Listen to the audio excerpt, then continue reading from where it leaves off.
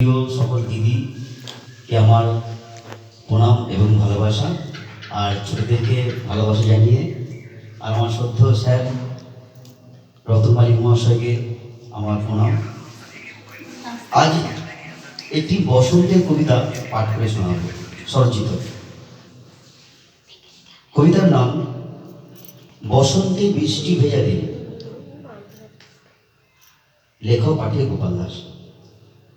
আজ বসন্তে বৃষ্টি ভেজা দিন, মনের আকাশে স্বপ্ন রঙিন, চারিদিকে টাপুর টুপুর মুক্ত ঝরে, আনন্দ মুখর পরিবেশ ঘরে ঘরে।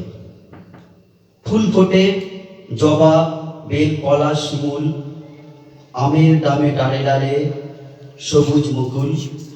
গাছপালা, ঘর বাড়ি, রাস্তা, মাঠঘাট ধুয়ে মুছে পরিষ্কার বাজার ঘাট।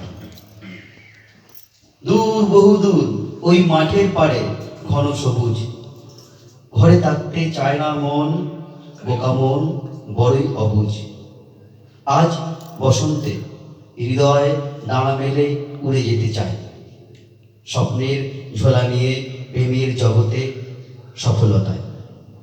আজ বসন্তে বৃষ্টি ভেজা দিন, মনের আকাশে স্বপ্ন রঙিন। নমস্কার।